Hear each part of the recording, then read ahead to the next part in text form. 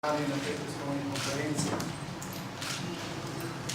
Kot sem ob imenovanju za mariborskega nadškofa metropolita v duhu pokorščine papežu sprejel to cerkveno službo, tako sem v istem duhu sprejel tudi povabilo papeža Frančiška, da se ji odpove.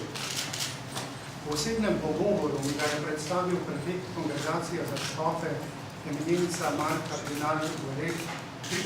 aprila 2013. To sem storil v iskrenem prepričanju, da lahko ta gesta pripomore prečiščenju razmer v cerkvi na Slovenskem in zagotovi njenim predstavnikom večjo oznanjevalno in pričevansko moč v procesu nove evangelizacije sredi težavnih slovenskih družbenih razmer. Leta 1999 sem postal član zbora svetovalcev v mariborski škofiji. Leta 2010 sem pričel v mariborski nadškofiji opravljati službo nadškofa pomočnika in leto kasneje sprejel polno odgovornost zanjo kot koordinarij. Vse to me neločljivo in soodgovorno povezuje z gospodarskim zlomom nadškofija Maribor in reševanjem te težavne situacije. Po svojih najboljših močeh sem se trudil, da bi z domačimi in tujimi sodelavci kar najbolj omilili posledice. A žal iz različnih razlogov nismo bili uspešni.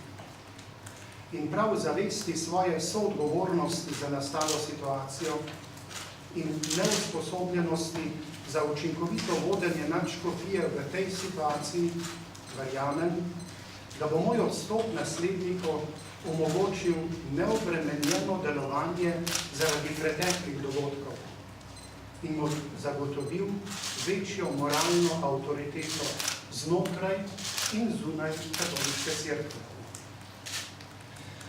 Vse so zaradi finančnega zloma mariborske nadškofije oškodovani ali prizadeti, morda pohujšani, duhovnikom in laikom, se osebno še enkrat opravičujem za svoj del odgovornosti.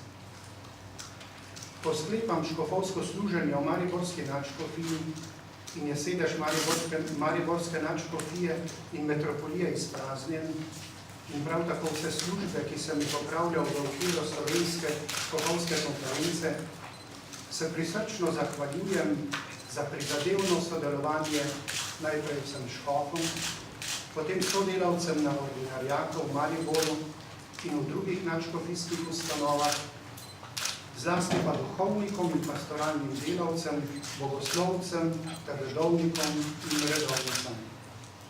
Za vsemi je bilo zares prijetno sodelovati.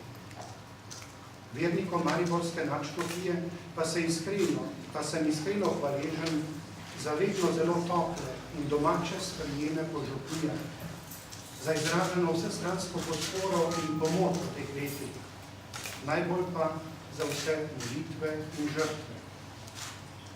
Boga pa še enkrat prosim, da bi današnje dejanje pomagalo katoliški cerkvi na Slovenskem z večjo verodostojnostjo oznanjati evangelij in zato lažje približati Kristusa najbolj oddaljenim in ubogim.